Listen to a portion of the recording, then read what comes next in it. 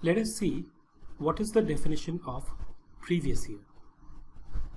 And when I talk about previous year, I'm sure you would have heard this term many times.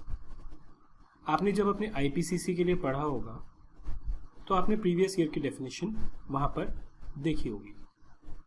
But जैसा मैंने आपसे पिछली कुछ slides में कहा है, हम अब प्रीवियस ईयर को एक डिफरेंट एस्पेक्ट से देखेंगे, विच इज़ कि अगर एक नॉन रेजिडेंट इंडिया में टैक्सेबल है या टैक्सेबल हो सकता है, उसके लिए प्रीवियस ईयर किस हिसाब से एप्लीकेबल होगा.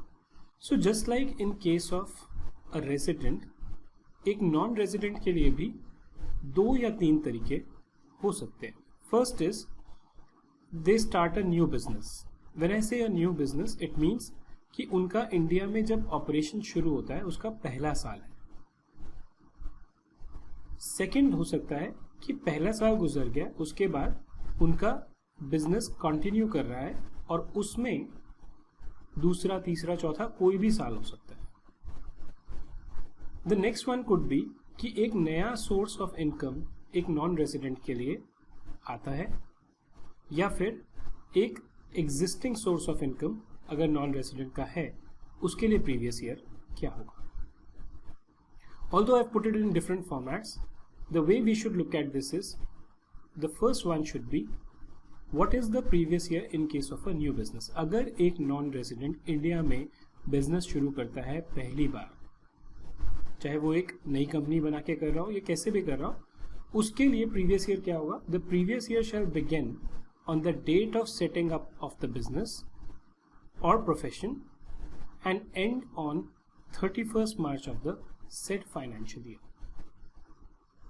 अगर मैंने बिजनेस शुरू किया 1 अक्टूबर 2017 से 1/10/2017 से, then my previous year will be from 1/10/2017 until 31st March 2018. Because this is a new business that I have set up in India.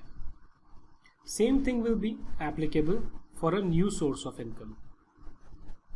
The previous year shall begin from the date the new source of income comes into existence and ending on 31st March of the said financial year. Again, the same thing will apply. But in both these cases, once the first year is ended, then in case of a continuing business which is already into existence or an existing source of income, the previous year will mean 12 months immediately preceding the assessment year. Assessment year क्या होता है, ये मैंने अभी आपसे पिछली slide में discuss किया था.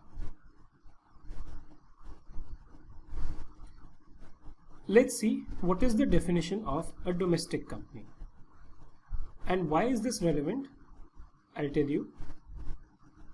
It is relevant because of this definition of a foreign company.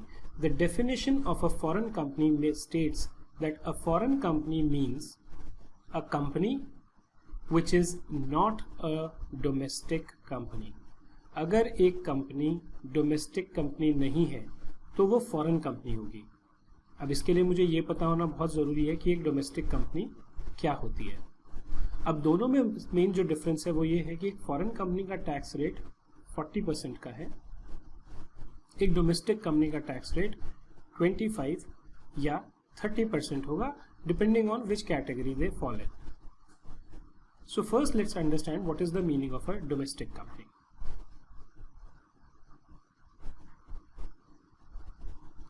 A domestic company means a company which is an Indian company. मतलब अगर कोई कंपनी इंडियन कंपनी है, चाहे वो कंपनीज एक्ट 2013 में इनकॉर्पोरेटेड हो या 1956 में हो, अगर वो इंडियन कंपनी है तो वो हमेशा डोमेस्टिक कंपनी होगी. और यानी इसके अलावा अ company which has made prescribed arrangements for the declaration and payment of dividend, including dividend on preference shares within India out of its taxable income in India. अगर एक इंडियन कंपनी नहीं है, मान लीजिए कोई फॉरेन कंपनी है, इस foreign company की इंडिया में कुछ इनकम टैक्सेबल है। जो इनकम इंडिया में टैक्सेबल है इसकी, उसमें से जो ये डिविडेंड डिक्लेयर कर रही है, अगर उस डिविडेंड को डिक्लेयर और पे करने के अरेंजमेंट्स उसने विद इन इंडिया किए हुए हैं, तो then it is a company which is a domestic company. मैं दोबारा एक्सप्लेन करता हूं। If suppose there is a foreign company, a company which is not an Indian company, क्योंकि if it is an Indian company, it will be covered here. But if it is a company which is not an Indian company, but still in respect of its income taxable in India, it has made certain arrangements so that the dividend which is declared out of this income which is taxable in India, the dividends are declared and paid in India, then it is a domestic company. Now, what is the meaning of declaration and payment of dividend? The arrangement for declaration and payment, it means that the share register for all the shareholders are maintained by the company at its principal place of business in India. जो एक share register होता है companies act में, जिसको maintain करने की requirement है share holders का, वो उसने इंडिया में जो उसकी प्रिंसिपल प्लेस ऑफ बिजनेस है वहां पर मेंटेन किया हुआ है। The annual general meeting is held only at a place with in India where the accounts of the relevant previous year are passed and dividend in respect thereof is declared, and the dividend declared is payable within India to all the shareholders. अगर ये तीनों conditions satisfy होती हैं, then it is said that the company has made the prescribed arrangement for declaration and payment of dividend in India, which means that it is a domestic company. But if these two conditions are not satisfied, then a company is a foreign company. Why? Because a foreign company means a company which is not a domestic company, or in other words, foreign company means a company which is not an Indian company. Why?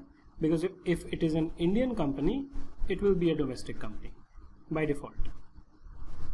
And second is, which has not made prescribed arrangement for declaration and payments of dividend within India. Now I can just add a few words here. Out of its income taxable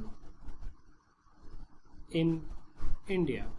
I had included this point in the previous slide, but it might be a little bit of a duplication, but this will complete this entire sentence, right?